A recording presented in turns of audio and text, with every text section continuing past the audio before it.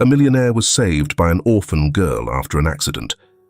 When he woke up, he discovered that the girl was wearing a ring engraved with his wife's name. The rain hammered against the tall glass windows of Samuel Martin's penthouse like an angry symphony, each drop drumming out the silence he had cultivated for years. The minimalist interior, all sharp edges and muted greys, echoed his life, sterile, calculated, and utterly empty. A cold breeze snaked its way through a slightly ajar window, ruffling the corner of a forgotten photograph on the coffee table. In it, Rachel, his late wife, smiled under the warm Texas sun, her curls caught mid-breeze, her eyes bright with life. Samuel glanced at it, but didn't dare touch it. He never did. Instead, he poured himself a neat whiskey and sank into the leather armchair by the window, staring at the rain-drenched cityscape of Houston. The skyline shimmered with lights, but they felt as distant as the stars above. Tonight marked another anniversary, one he couldn't bring himself to name. His chest tightened as Rachel's voice echoed faintly in his memory. "You're stronger than you think, Sam." "Am I?" he muttered to the empty room, his voice rough and low. The whiskey burned his throat, but it couldn't reach the ache buried deeper. Grabbing his keys, Samuel decided to escape the suffocating walls of his penthouse. Driving always cleared his mind, or at least dulled it. He didn't bother with an umbrella as he stepped into the storm, the cold rain biting at his skin. His sleek, black sports car roared to life, a stark contrast to the quiet that had consumed him. The roads shimmered with rain, the streetlights casting ghostly reflections on the asphalt.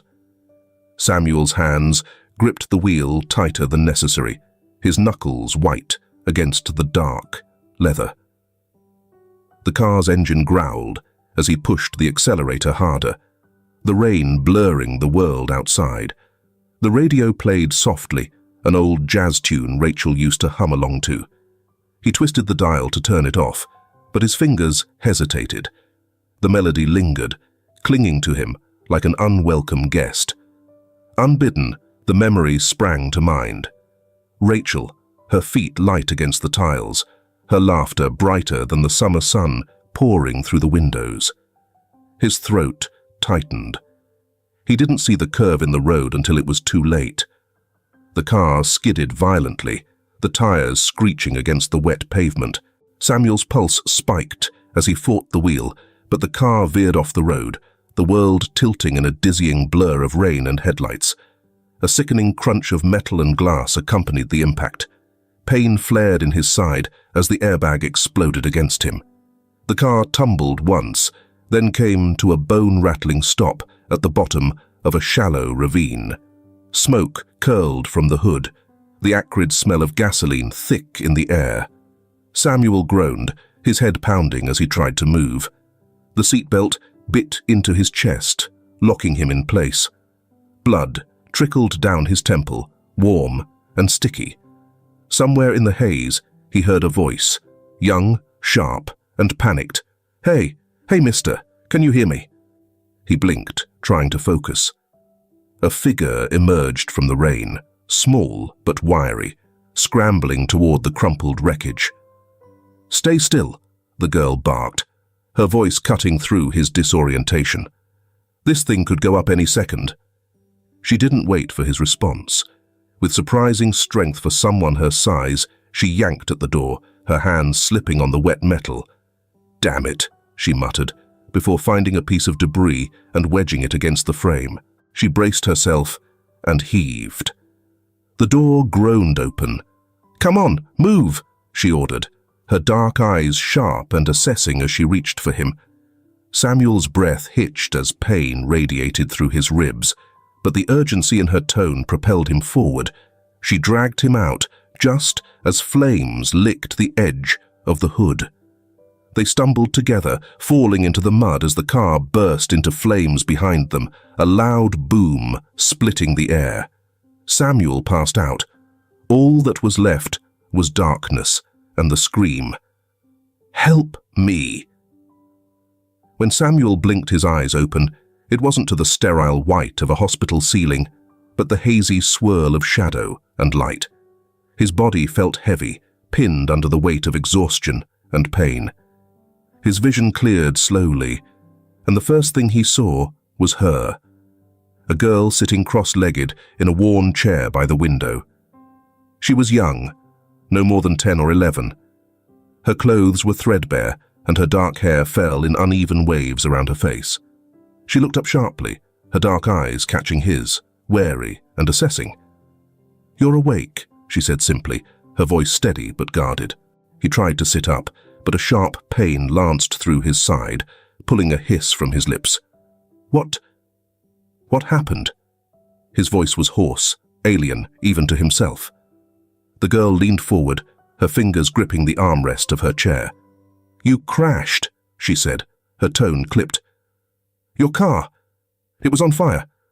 I pulled you out before it got worse." The words hung in the air, their simplicity masking the enormity of what she'd done.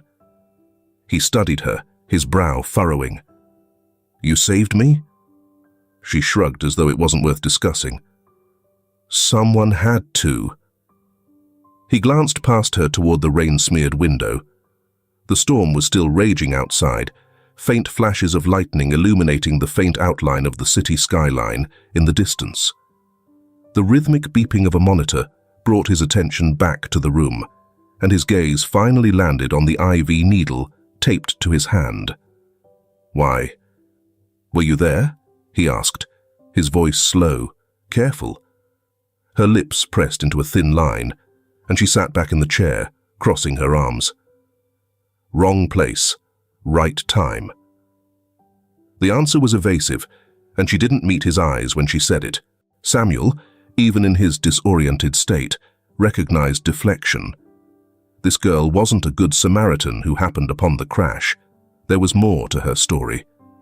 His eyes drifted to the faint glint of silver at her neck. It wasn't the necklace itself that caught his attention, but the ring dangling from it. A modest band, etched with a name. His throat tightened as he caught his breath. "Rachel Whitmore," he murmured. The girl's hand reflexively shot up to her chest, curling around the ring. Her eyes narrowed. "What did you say?" Samuel's gaze sharpened. The name etched into the silver was unmistakable. Rachel's maiden name. The same name engraved on the small treasures she'd kept hidden from the world, from him, even in their most intimate moments. "Where did you get that?" he asked, his voice suddenly firmer, cutting through the haze of his pain. Her jaw tightened, and she shook her head. "It's mine," she said, her tone defensive. "I've had it for as long as I can remember." Samuel pushed himself higher against the pillows, ignoring the sharp pull in his ribs. His eyes bore into hers, his mind racing. "That ring," he pressed, his voice low but insistent. "It may be my wife's name." For the first time, her guarded demeanor cracked, confusion flashing across her face. "What? No, that can't be—" She trailed off, gripping the ring tighter as though the action could shield it from his accusation. Their gazes locked, the storm outside a fitting echo to the tension brewing in the room. Samuel didn't have answers, only a million questions clawing at his mind, all centering on the girl who dragged him from death's edge, and on the ring that shouldn't have been hers. Samuel leaned against the hood of his car, the rain now reduced to a faint drizzle. The hospital wanted to keep him, but the workload at the company did not allow it. The girl, Sarah, she'd said her name was, stood a few steps away, arms crossed, her thin hoodie doing little to shield her from the cold. She wasn't shivering, though. She was watching him with the sharp, unyielding gaze of someone who had learned early not to trust too easily. "You live around here?" Samuel asked, his voice steady but curious. Sarah shook her head, her lips pressed into a thin line. "I move around." "That's vague," he said, his tone neither accusing nor kind. "Where's your family?" She scoffed softly, looking away. "Gone. Always have been."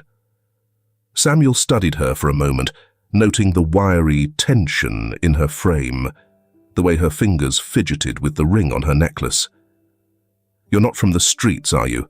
he asked, his voice low. Sarah hesitated, her expression hardening. "Why does it matter?" "It matters," Samuel replied, meeting her defiance with calm. "Because you don't belong out here, and because you saved my life. I owe you something at least.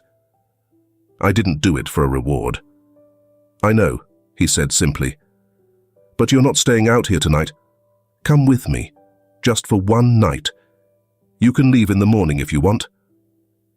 Sarah frowned, clearly weighing his words. "Just one night?" "Just one," Samuel assured her. After a long pause, she finally nodded, her wariness still evident. "Fine. One night." Samuel opened the car door, and Sarah slid in without another word. The car ride back to Samuel's mansion was cloaked in silence, save for the hum of the engine and the rain drumming softly against the windows. Samuel kept his focus on the road, his thoughts tangled with questions about the girl sitting in the passenger seat. Sarah sat stiffly, her knees drawn close, the oversized hoodie she wore still damp from the storm. She avoided his glance, her fingers fidgeting with the chain around her neck. The mansion came into view, rising from the darkness like a monument to wealth and isolation. Its sprawling silhouette loomed against the rain, each window reflecting back nothing but the cold night. Samuel stole a glance at Sarah, expecting awe or curiosity. Instead, her face betrayed nothing, her guarded expression unyielding. "You'll stay here tonight," he said, his voice cutting through the quiet. "We'll figure things out in the morning." Sarah turned her gaze to him, suspicion flickering in her eyes. "I don't need charity," she muttered. "It's not charity," Samuel replied evenly, pulling the car to a stop. "You saved my life. I owe you at least this much." The mansion was vast, its interior lit with a soft, golden glow. Sarah stepped inside hesitantly, her sneakers squeaking against the polished marble floor. The air smelled faintly of lavender and wood polish, a pristine scent that only deepened the distance between her and this place. "Olivia," Samuel called, his voice echoing through the open space. A moment later, a middle-aged woman appeared, her dark hair neatly pinned back and her uniform crisp. "This is Sarah," Samuel said, gesturing toward the girl. "She'll be staying here tonight. Make up one of the guest rooms." Olivia's eyes swept over Sarah, her polite smile faltering for just a second. "Of course, sir," she replied, turning to leave. Sarah watched her go, shifting uncomfortably. "You've got people working for you?" she asked, her tone edged with incredulity. Samuel shrugged. "The house doesn't run itself." He started down the hallway, motioning for her to follow. She hesitated, but trailed after him, her sneakers leaving faint marks on the immaculate floor. The room Samuel showed her was too large, too immaculate. A canopy bed sat in the center, draped in crisp white linens that looked untouched. A window overlooked the garden, though the rain had reduced the view to blurred shadows. "This should do," he said, standing awkwardly in the doorway. Sarah didn't respond immediately. She stepped inside and ran her fingers along the edge of the dresser, leaving faint streaks on the polished wood. Her eyes drifted to a small painting hung above the bed, a delicate watercolor of a garden. "Is this your wife's?" she asked, nodding towards the painting. Samuel's posture stiffened. "Yes. She liked to paint." Sarah didn't press further, sensing the weight in his tone. Instead, she turned back to the bed, eyeing it warily. "It's too clean," she said bluntly. Samuel huffed a soft laugh despite himself. "You'll get used to it." He hesitated, then added, "Good night, Sarah." She didn't answer until he was already halfway down the hall. "Good night," she said quietly, almost to herself. The next morning, Sarah woke to the smell of coffee and something faintly sweet. She wandered down the hallway, her bare feet silent against the hardwood. The house felt different in daylight, less intimidating, but no less foreign. In the kitchen, Samuel stood by the stove, stirring something in a pan. He looked up when she entered, his expression unreadable. "Morning," he said, nodding toward the counter. "There's food." Sarah sat at the island, eyeing the spread. Scrambled eggs, toast, and jam, arranged with a neatness that seemed unnecessary. She grabbed a piece of toast and nibbled at the edge, her gaze drifting to the windows. The garden outside was lush and wild, rain-soaked flowers glistening in the sunlight.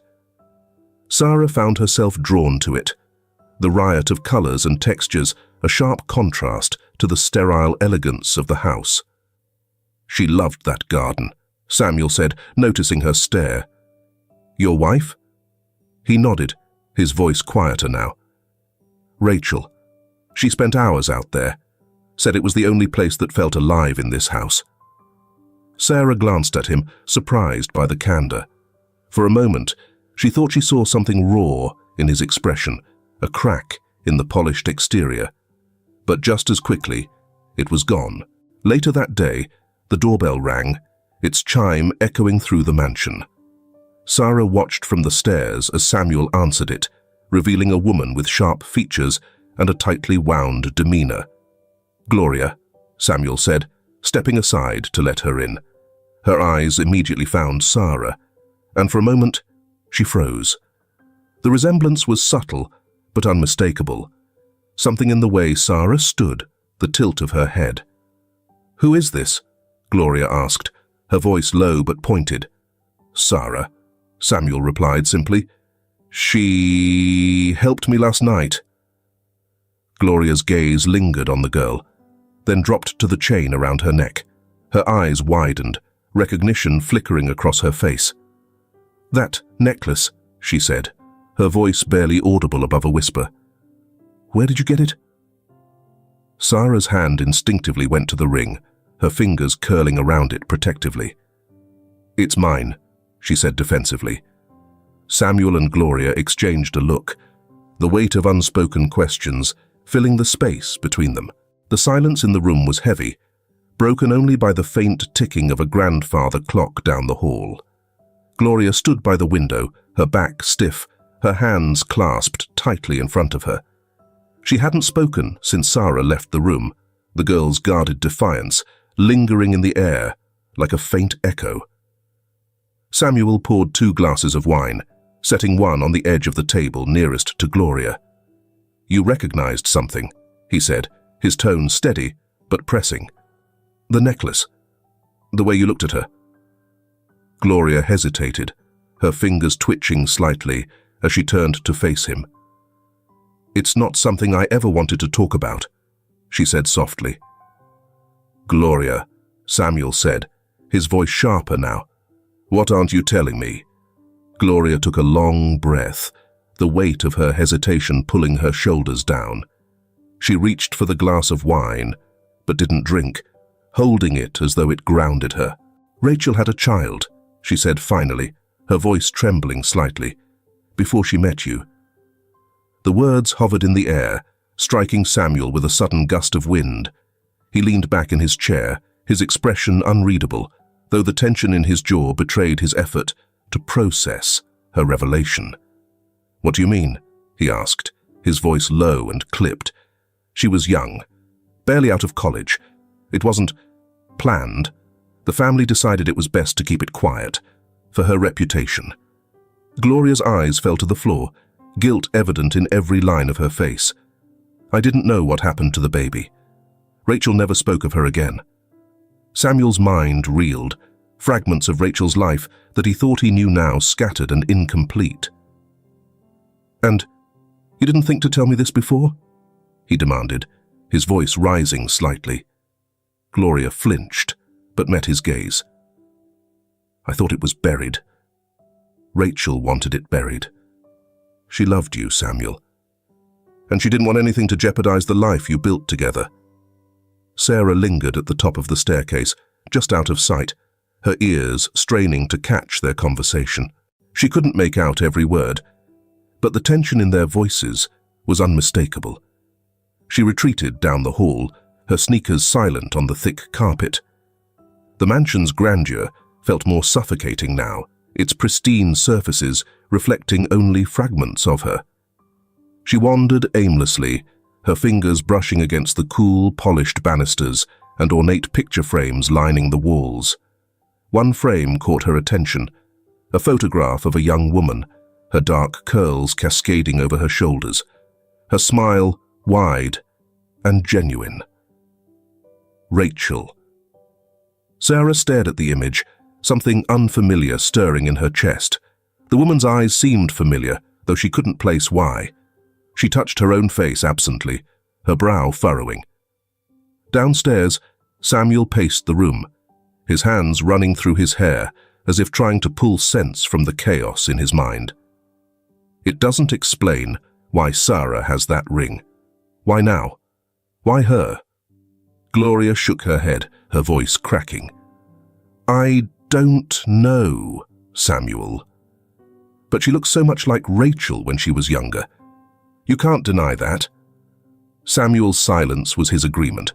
His chest tightened, a mix of anger, guilt, and something unnameable clawing at him. Rachel had carried this secret alone. How much of her had he truly known? Finally, he stopped pacing and turned to Gloria. I'll find out, he said, his voice firm. If there's even the slightest chance Sarah is connected to Rachel, I need to know. The next morning, Samuel called Peter, his trusted lawyer, who had helped him navigate the darkest moments of his life. Samuel, Peter said, his tone warm but professional. It's been a while. What's on your mind? I need your help, Samuel replied, his voice steady but heavy with urgency. There's a girl staying here, a girl with a past that doesn't add up. And she might be connected to Rachel. Peter didn't hesitate. Send me what you have. I'll look into it. Samuel paused, glancing toward the stairs where Sarah's room was. Be discreet, Peter. I don't want her dragged into this until we know more. Understood, Peter replied. I'll start immediately. As Samuel ended the call, he looked out the window, his gaze distant. The garden shimmered in the morning sun, its blooms vibrant and alive. But to him, it felt like a reflection of the past, a beauty that had been cultivated with care, but was now tangled with shadows he couldn't ignore. Upstairs, Sarah sat cross-legged on the bed, her fingers still toying with the chain around her neck. She glanced toward the door, where the faint sound of Samuel's voice had just faded. She didn't trust him. She didn't trust anyone. But she felt the faintest flicker of something she couldn't name, a question, a connection, or perhaps the smallest sliver of hope. Peter's file arrived 2 days later, slim but heavy with implication. Samuel unfolded it slowly at his desk, his eyes scanning the sparse pages. Dates didn't align, names were redacted, and the adoption agency's records were riddled with gaps.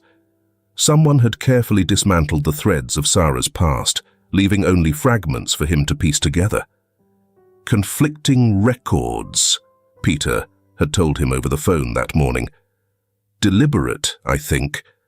Someone didn't want her found, Sam. Samuel set the file down, his hands resting on its frayed edges. The puzzle gnawed at him. Why go to such lengths to erase a child's history? And why did that child now wear Rachel's ring? The soft scrape of sneakers on the floor pulled him from his thoughts. He turned to see Sarah standing in the doorway, her arms crossed protectively over her chest. You've been quiet, he said, keeping his voice neutral. Sarah shrugged, her eyes darting to the desk. You're digging into me, aren't you? Samuel didn't deny it. I'm trying to understand who you are. She leaned against the doorframe, her face unreadable. What if I don't want to be understood? Later that afternoon, Sarah found herself wandering the garden.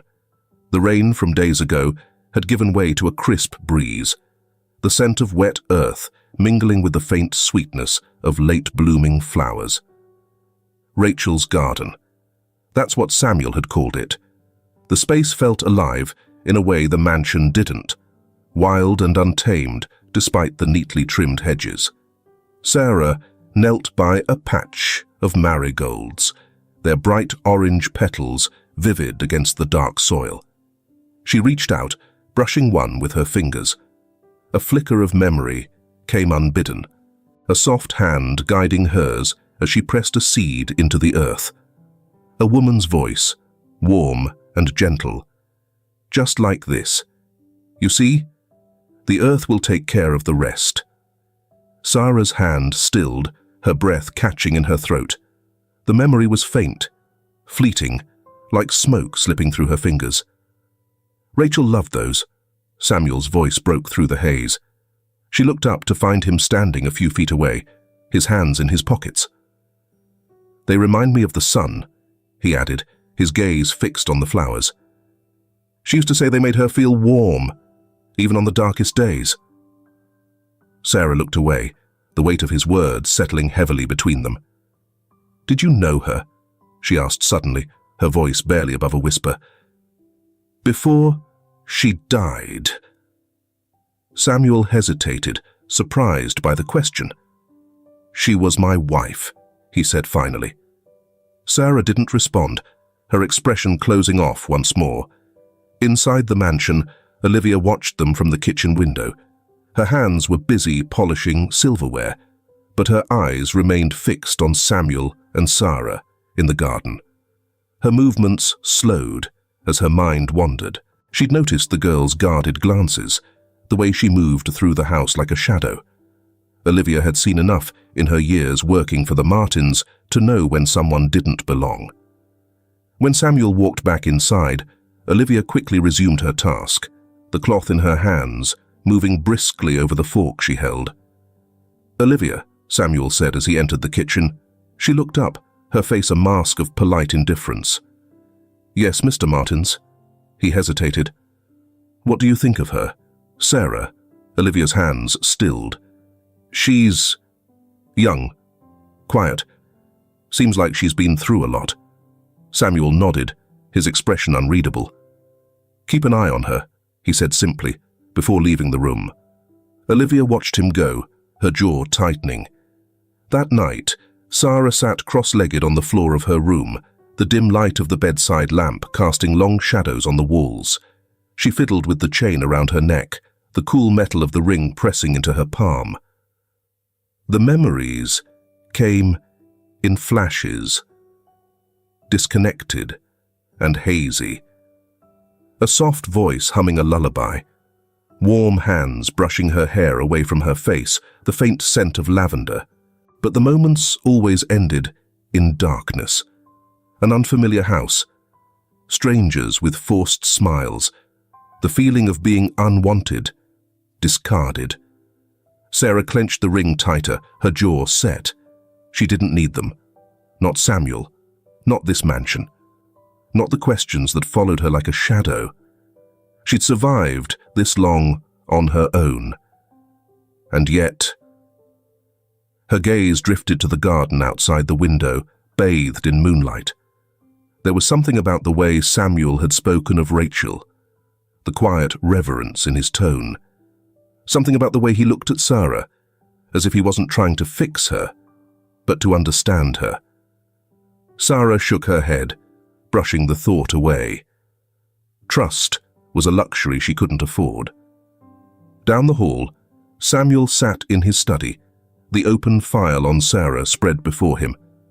Although the puzzle pieces remained unfit, he sensed a subtle stirring of something more, a pull toward this girl who had unexpectedly entered his life and initiated a process he couldn't yet identify.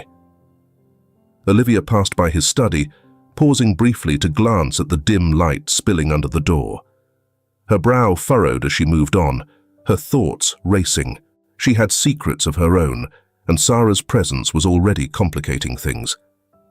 Peter's second call came late in the evening, the clipped efficiency of his voice laced with unease. "Sam, this isn't just sloppy record-keeping. Someone scrubbed her history clean. Adoption records, school files. They're incomplete or doctored. It's deliberate." Samuel gripped the phone tighter, his frustration simmering beneath the surface. He paced his study, the faint hum of the rain outside amplifying the tension in his chest. Why? Who would do this to a child? "That's what I'm trying to figure out," Peter replied. "But whoever it was, they were thorough. I need more time." Time. It was the one thing Samuel felt he didn't have. Sarah spent most of the following day exploring the garden again, though her movements were slower, her steps more tentative. Samuel watched her from the balcony, his coffee untouched on the wrought-iron table beside him. She knelt by the marigolds, her fingers grazing the soil, as if searching for something hidden within its depths. He couldn't help but see Rachel in her, a resemblance that was more than physical. There was a quiet determination in the way she carried herself, an unspoken defiance that mirrored Rachel's spirit.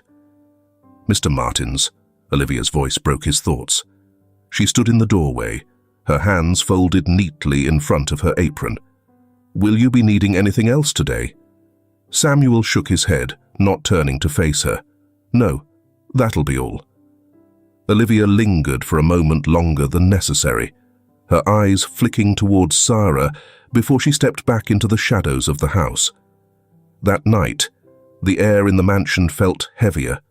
Samuel sat in his study, staring at the scattered pages of Peter's findings. The incomplete adoption records were the most troubling. The dates didn't match up, and the name of the agency had been redacted in several places. As he pushed the papers aside and ran a hand through his hair, his frustration flared up. Is Sarah Rachel's daughter? And why had she crossed his path now, of all times? A faint creak outside his door drew his attention. Samuel stood, his movements swift but silent, as he opened the door. The hallway was empty, but the faint scent of lavender lingered in the air. Sarah lay awake in her room, her fingers tracing the edges of the ring. The memories that had surfaced earlier in the garden haunted her now. Half-formed images that felt more like dreams than reality. She remembered a woman's laughter, soft and melodic, paired with the scent of flowers. But the face remained blurred, her voice drowned by the sound of slamming doors and hurried footsteps. Her grip on the ring tightened. Whoever the woman had been, she was long gone, and Sarah had learned long ago that people who left never came back.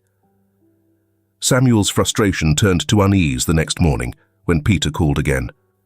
"There's something else," Peter said, his tone guarded. "I've been getting calls, private numbers, no messages. It started right after I accessed the records." Samuel's jaw tightened. "Do you think someone's watching us?" "It's possible. Be careful, Sam. If this girl's history is tied to something bigger, it might not just be her past we're uncovering." Samuel ended the call, his mind racing. He glanced toward the kitchen, where Olivia was humming softly as she prepared breakfast. Her movements were precise, her expression calm, but something about her felt off. Comment, "Sausage," if you're listening to this part of the story. Great food for our breakfast, right? Let's continue listening to today's story. Later that day, as he passed the laundry room, he noticed her hastily shoving something into her apron pocket. Their eyes met briefly, and she offered a tight smile before hurrying away. Samuel didn't confront her immediately, but the seed of suspicion had been planted. That evening, Sarah sat on the balcony, her legs dangling over the edge. The cool breeze carried the faint scent of marigolds, but it did little to ease the tension coiling in her chest. Samuel joined her, pulling up a chair but keeping a respectful distance. "You've been quiet," he said. Sarah glanced at him, her expression unreadable. "So have you." He nodded, his gaze drifting to the horizon. "Peter's still looking into your records. It might take some time." "Why does it matter so much to you?" she asked, her voice sharp, but not unkind. Samuel hesitated, choosing his words carefully. "Because I think you're connected to someone I loved. Someone who meant everything to me." Sarah didn't respond, her fingers tightening around the edge of the balcony. "You don't have to trust me," Samuel continued, his voice soft but firm. "But I'm not giving up on finding the truth. Not about you, and not about Rachel." Sarah stared out at the garden, her jaw set. She wanted to believe him, but trust was a dangerous thing, one she couldn't afford. In the shadows of the mansion, Olivia made a quiet phone call, her voice hushed but urgent. "He's asking questions," she said, her eyes darting toward the study where Samuel's light still burned. "And the girl? She knows more than she's letting on." A low voice replied on the other end, the words indistinct but filled with a quiet menace. Olivia's hand trembled as she ended the call, tucking the phone back into her pocket. She glanced toward the hallway, her expression tight with worry. The morning started like any other. Samuel left early for his company, his mind preoccupied with Peter's findings and the mounting questions surrounding Sarah. The rain had finally cleared, leaving the sky washed in pale sunlight. Sarah lingered in the garden, her usual retreat, her fingers trailing across the petals of marigolds and violets. Despite the calm exterior, her instincts prickled. She'd lived on the streets long enough to recognize when something felt off. Inside the mansion, Olivia moved with her usual precision, but her demeanor carried an edge of nervous energy. She glanced repeatedly toward the windows, her gaze darting between Sarah and the long driveway leading up to the house. By mid-afternoon, the illusion of peace shattered.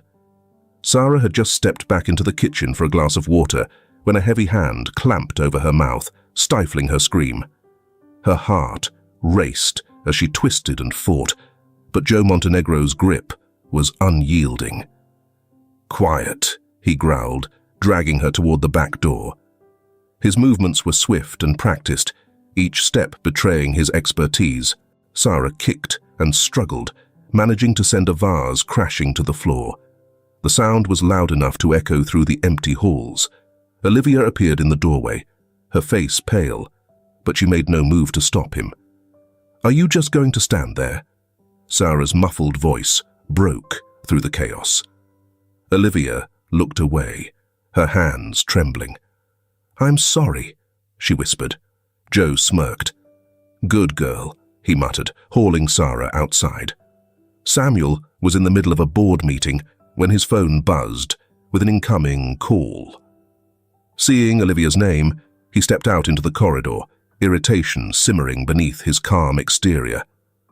"Olivia, I told you I'm—" "They took her." Olivia's voice was frantic, trembling with fear.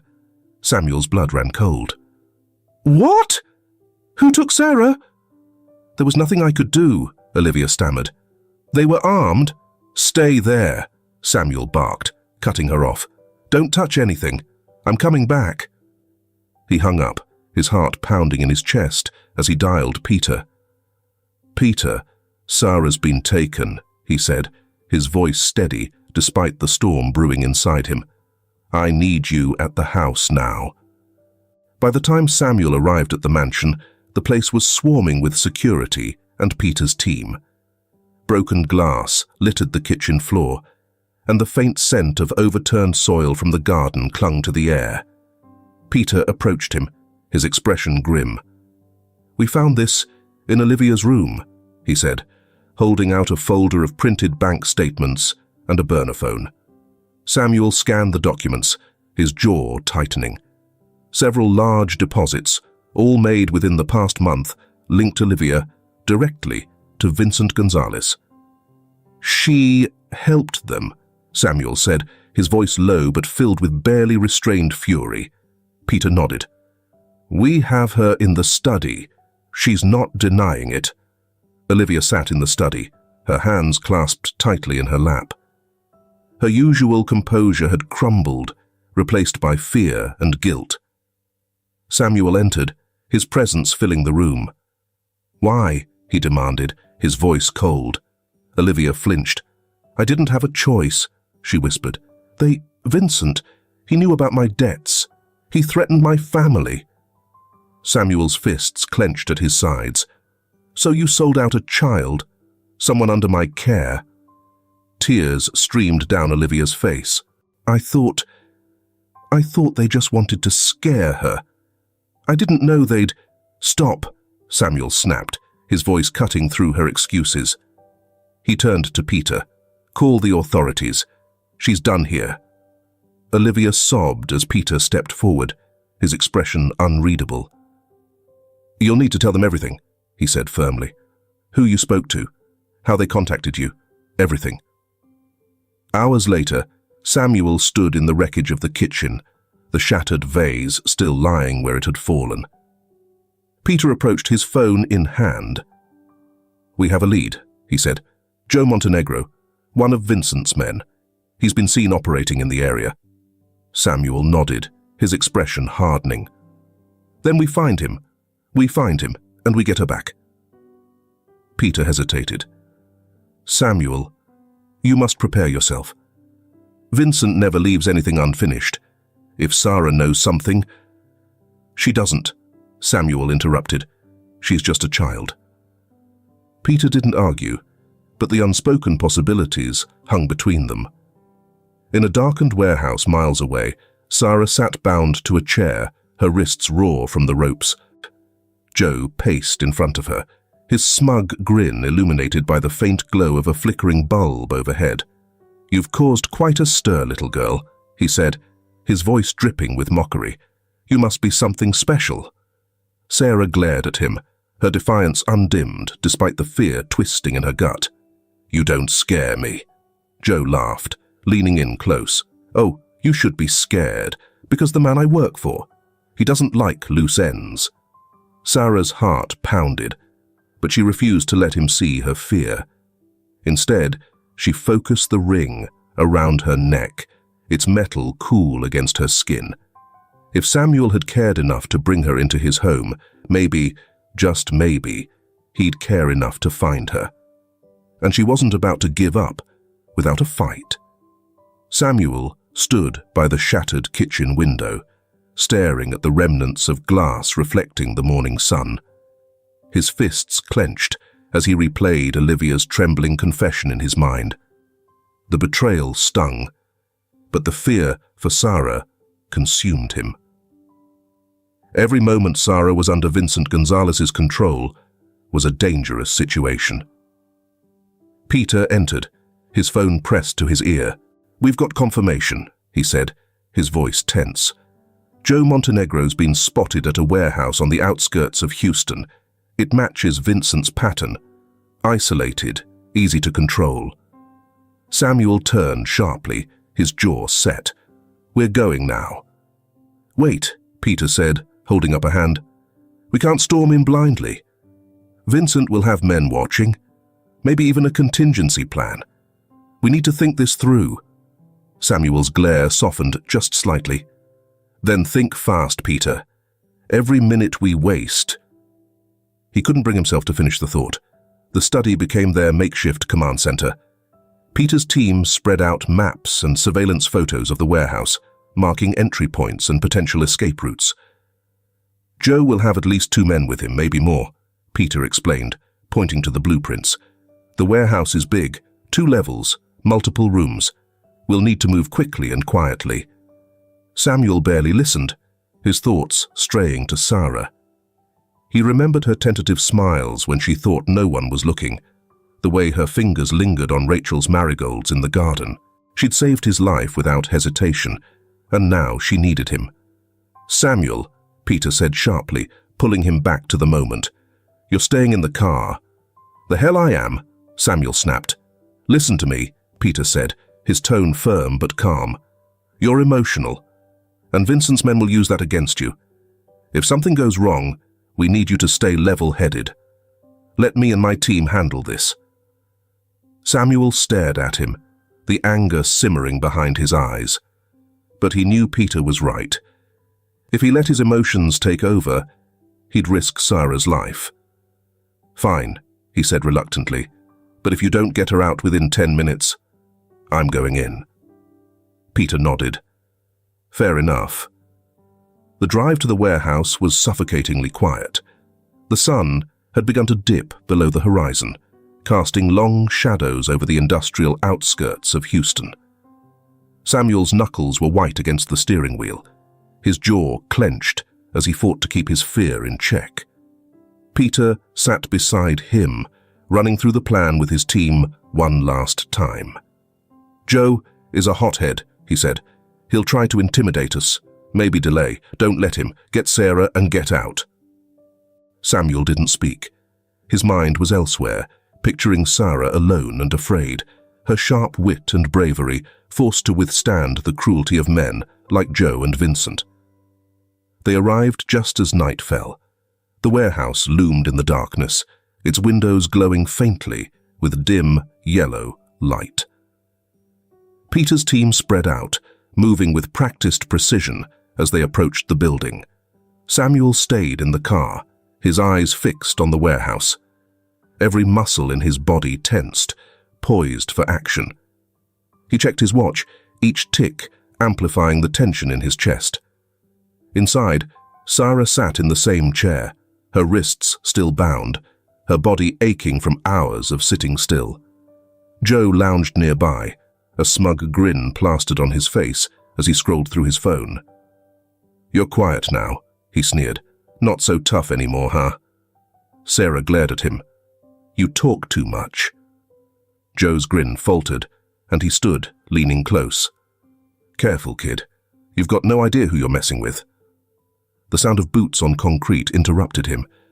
Joe turned sharply as Peter's men entered the room, their weapons raised.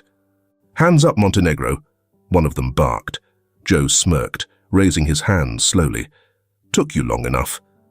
"Where's the girl?" Peter demanded, stepping forward. Joe gestured lazily towards Sarah, who stared at the scene with wide eyes. Relief and fear battled for dominance in her expression. "Go on," Joe said, his tone mocking. "Take her. But you know this won't end here." Peter ignored him, signaling one of his men to untie Sarah. She winced as the ropes fell away, her wrists red and raw. "You okay?" Peter asked, crouching beside her. Sarah nodded, her voice hoarse. "I think so." Outside, Samuel saw the signal, a quick flash of a flashlight from Peter's team. He was out of the car before he could think, his heart pounding as he ran toward the warehouse. Sarah stepped into the cool night air, her body trembling as she saw him. "Samuel," she whispered. He closed the distance between them, his hands resting briefly on her shoulders before pulling her into a protective embrace. "You're safe now," he murmured, his voice thick with emotion. Peter approached, his expression grim. "Joe gave us a message," he said. "Vincent knows we're coming for him. This is far from over." Samuel tightened his hold on Sarah, his jaw set. "Let him come. He won't take her again." Sarah looked up at him, her eyes glistening with unshed tears. For the first time, she let herself believe he meant it. Inside the darkened warehouse, the tension was suffocating. Joe Montenegro, still restrained by Peter's men, sat slouched against a pillar, his face bruised but defiant. His mocking grin persisted as he spat blood onto the concrete floor. "You think you've won?" Joe sneered, his voice dripping with disdain. "You have no idea what's coming." Peter's eyes narrowed. "We'll accept our chances."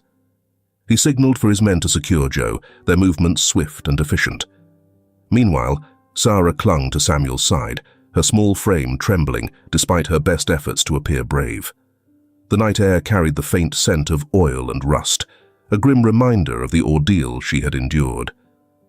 "You didn't have to come," Sarah muttered, her voice barely audible. Samuel crouched slightly to meet her gaze, his expression a mix of guilt and determination. "Yes, I did," he said firmly, "and I always will." As they drove back to the mansion, the silence in the car was heavy, broken only by Sarah's occasional wince as she adjusted her sore wrists. Samuel glanced at her in the rearview mirror, his heart aching at the sight of her exhaustion.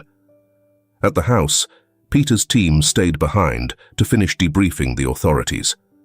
Sarah followed Samuel inside, her steps hesitant.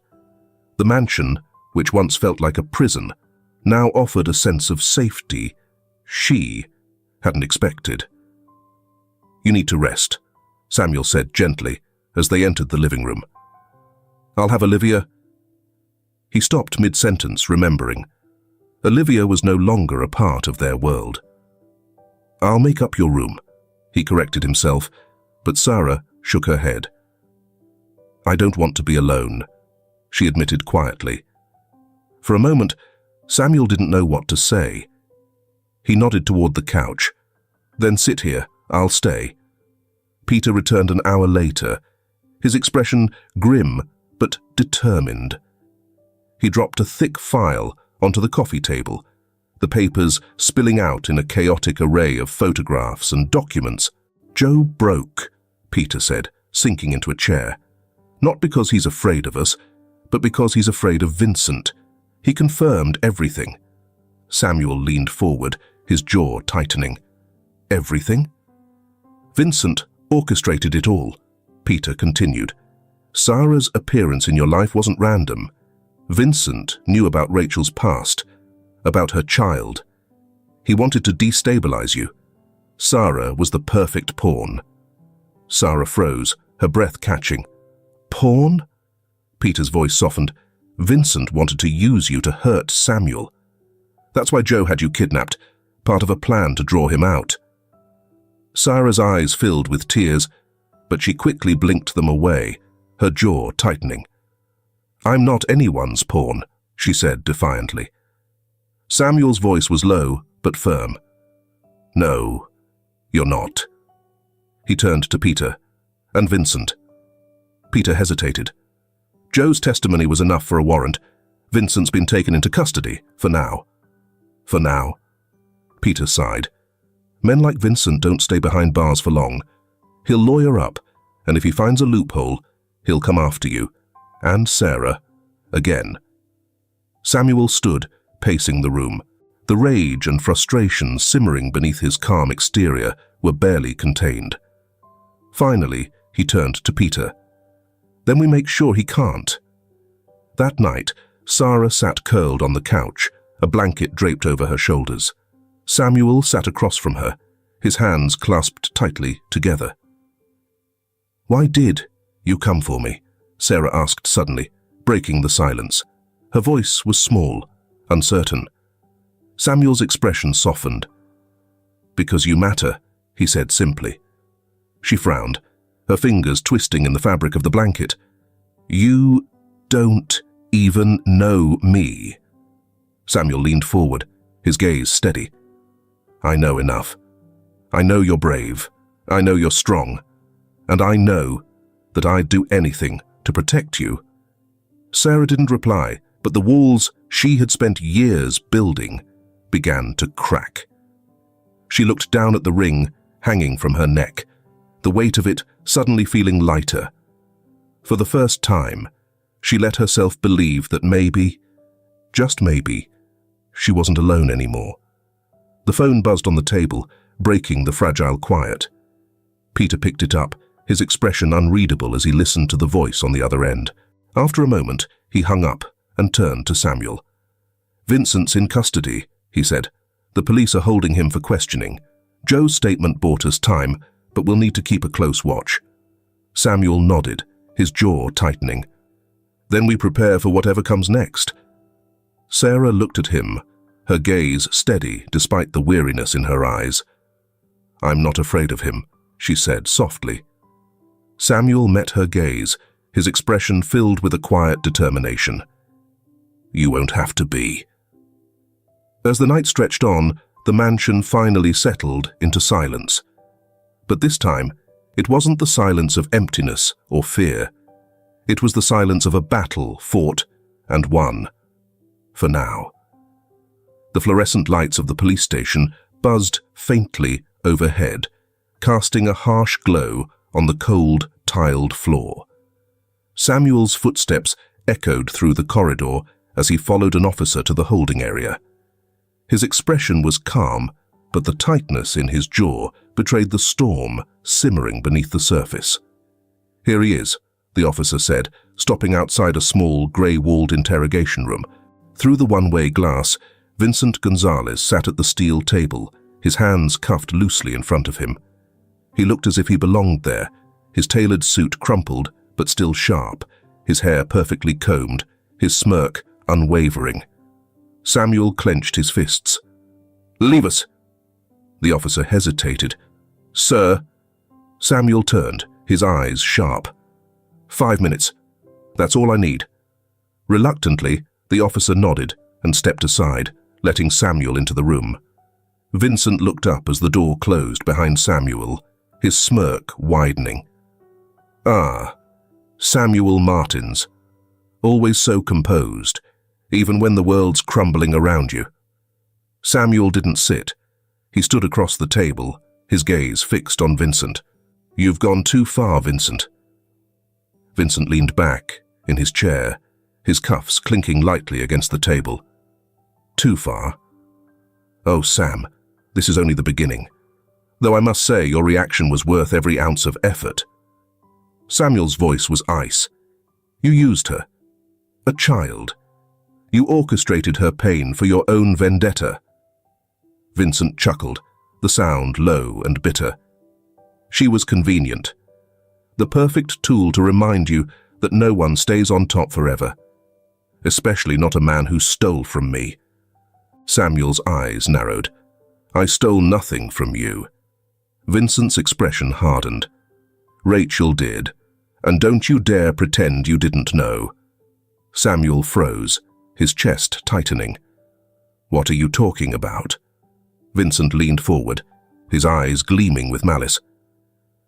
"Your dear, sweet Rachel wasn't as pure as you thought. She was desperate to keep her secrets hidden, so desperate, in fact, that she did exactly what I asked, stole confidential documents from your company and handed them to me."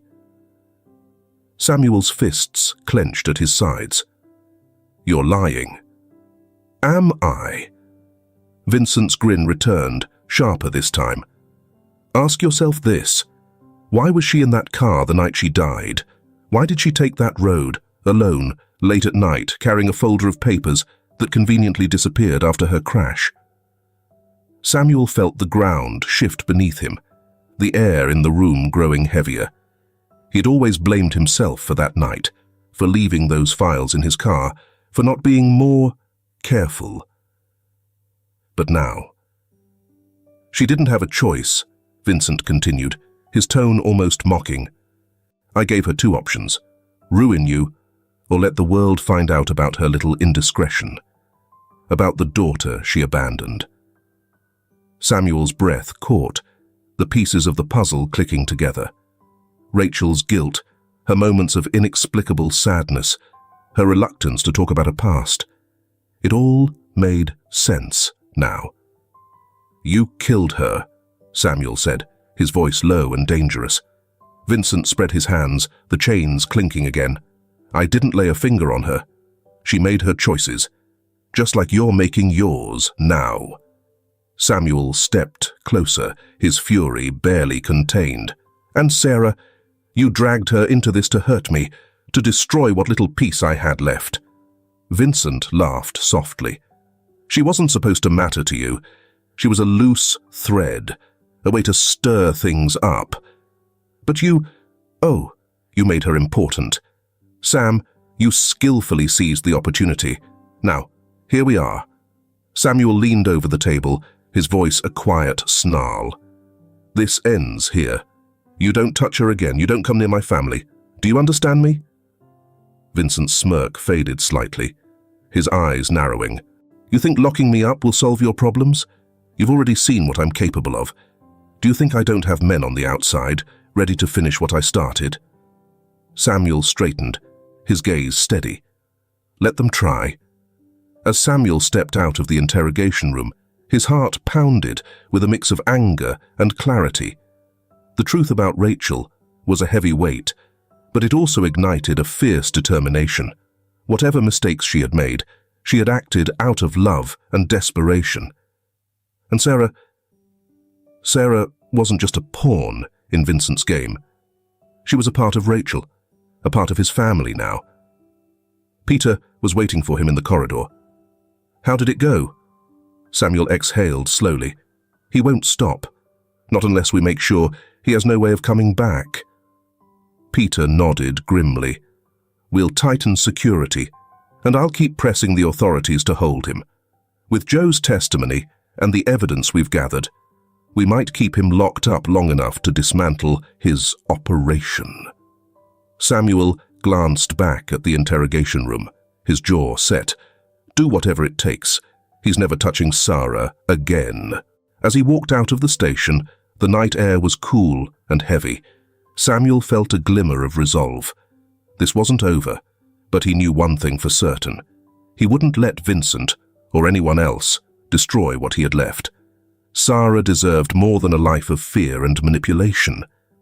And he would give her that, no matter the cost. The envelope sat untouched on Samuel's desk, its edges sealed and pristine, yet it felt like it weighed 1,000 pounds. Inside was the answer he had dreaded and longed for, the result of the DNA test that could change everything. Samuel leaned back in his chair, staring at the ceiling as Rachel's face swam in his mind. Her laughter, her smile, the unspoken burdens she had carried. Now, with Vincent's words still echoing in his head, he couldn't escape the possibility that the young girl in his care wasn't just a stranger, but Rachel's daughter. He hesitated, his hands trembling slightly, before finally tearing the envelope open. Sarah sat curled on the couch in the living room, the blanket she'd claimed during her first night still draped over her shoulders. She fiddled with the ring around her neck, her thoughts a mix of confusion and exhaustion. The days since the rescue had been surreal. Samuel had been attentive but quiet, his focus seemingly elsewhere. Though she appreciated his care, a nagging voice in the back of her mind kept her walls firmly in place. What if he doesn't want me here after all this? She muttered under her breath, her fingers tightening on the ring. Her thoughts were interrupted by the sound of Samuel's footsteps. He stood in the doorway, the opened envelope in his hand. For a moment, he said nothing, his face unreadable. "Sarah," he said finally, his voice quiet but steady. She looked up, her heart racing at the serious tone. "What is it?" Samuel walked into the room and sat across from her, placing the papers on the table between them. "I had a DNA test done," he admitted. Sarah's breath caught, her defenses shooting up immediately. "You what?" "I needed to know," he said gently, meeting her startled gaze. "For both of us." She sat back, her fingers digging into the blanket. "And?" Samuel reached across the table, his hand resting on the papers. "You're Rachel's daughter." The words hung in the air, heavy and unshakable. Sarah froze, her eyes wide, as she processed what he had just said. "You're sure?" she whispered. He nodded, his voice thick with emotion. "I'm sure." For a long moment, neither of them spoke. Then Sarah let out a shaky breath, her eyes glistening. She was really my mum." "Yes," Samuel said softly, "and I can't tell you how much that means to me." The days that followed were a mixture of healing and new beginnings. With the truth finally out, Sarah felt a strange, cautious relief. She spent hours in the garden, tending to Rachel's marigolds and exploring the corners of the estate she had once avoided. Samuel joined her often, his presence quiet, but steady. He shared stories about Rachel, her love for art, her stubborn determination, her gentle kindness. With each story, Sarah felt a deeper connection to the woman she had never truly known. but now understood, had loved her in her own way. One afternoon, as Sarah knelt by the marigolds, Samuel approached with a small box in his hands. "I found this in Rachel's things," he said, handing it to her. Sarah opened it slowly, revealing a delicate bracelet made of tiny silver links. A small inscription on the clasp read, "For my sunshine." "She was going to give it to you," Samuel said, "before everything happened." Sarah's fingers traced the inscription, her chest tightening. She slipped the bracelet onto her wrist, feeling its cool weight as a tangible connection to the mother she had never known. "Thank you," she whispered. As the days turned into weeks, Sarah began to find her footing in the mansion. It no longer felt foreign or intimidating. Her relationship with Samuel deepened as they navigated their new roles together. He treated her with patience and care, never pushing her, but always offering a steady presence. In return, Sarah gradually broke down her barriers and began to trust him. One evening, as they sat on the balcony overlooking the garden, Sarah broke the comfortable silence. "Do you think she'd be proud of me?" she asked, her voice quiet but clear. Samuel turned to her, his expression gentle. "I don't think she'd be proud, Sarah. I know she would be." She smiled faintly, leaning back against the chair. For the first time in as long as she could remember, the future didn't feel so uncertain. Later that night, Samuel stood in Rachel's garden, the stars shining brightly above. He felt the weight of her absence, but for the first time, it wasn't unbearable. "I wish you could see her," he murmured, his voice barely audible. "She's amazing, Rachel, just like you." As he turned to head back inside, a faint breeze stirred the marigolds, their petals swaying gently in the moonlight. It was as if Rachel was there, watching, her presence woven into the life they were beginning to build together. Samuel smiled to himself, the ache in his heart tempered by a quiet, steady hope. The sun filtered softly through the sheer curtains in the study as Samuel signed the final document. The weight of the moment was profound, yet his hand was steady. Across the table, Sarah sat quietly, her small fingers clutching the bracelet Rachel had intended for her. Though she tried to mask it, her nervous energy was palpable. "It's official," the attorney said, sliding the papers into a neat folder. "Congratulations, Mr. Martins." Samuel glanced at Sarah, his expression warm but serious. "Sarah," he said gently, "you're now, in every sense, my daughter." Her eyes widened, and for a moment, she didn't respond. Then, as the words sank in, her lips trembled, and she blinked back tears. "You really mean it." Samuel moved to her side, kneeling so they were at eye level. "I've never been more certain of anything in my life," he said. Sarah threw her arms around him, burying her face in his shoulder. For the first time, the vulnerability she had tried so hard to hide spilled over. "Thank you," she whispered, her voice muffled but heartfelt. Samuel held her tightly, his own emotions threatening to overwhelm him. "No, Sarah. Thank you." Later that afternoon, Gloria arrived at the mansion, a bouquet of lilies in her arms. She hesitated at the door, her heart heavy with memories of Rachel, but when Sarah opened it, her expression softened. "Gloria," Sarah said, her voice tentative, but no longer as wary as before. Gloria stepped inside, setting the flowers on a nearby table. "I wanted to see you," she said, "and to apologize." Sarah tilted her head, confused. "For what?" "For not knowing," Gloria said, her voice thick with emotion. "For not being there for you sooner. I see so much of Rachel in you, and I want you to know. Your family. Truly." Sarah studied her for a moment before nodding. "Thank you," she said simply. Gloria smiled, tears glistening in her eyes as she reached out to brush a stray lock of hair from Sarah's face. "You remind me so much of her," she whispered. That evening, Samuel and Sarah stood side by side in the garden, spades in hand. A small patch of freshly turned earth lay before them, waiting for the seeds Sarah held carefully in her palm. "What are we planting?" Samuel asked, kneeling beside her. "Daisies," Sarah replied. "They're simple, but they're hopeful." Samuel nodded, watching as she pressed the seeds into the soil with careful precision. "Hopeful sounds perfect," he said. As they worked, the quiet of the garden was filled with the soft sounds of birds settling for the night and the faint rustle of leaves in the breeze. The garden, once a place of solitude and memory, now felt alive with the promise of something new. When the last seed was planted, Sarah sat back on her heels, wiping her hands on her jeans. "Do you think she'd like it?" she asked, glancing at Samuel. "She'd love it," he said, without hesitation. "This garden was her favorite place, and now it's ours."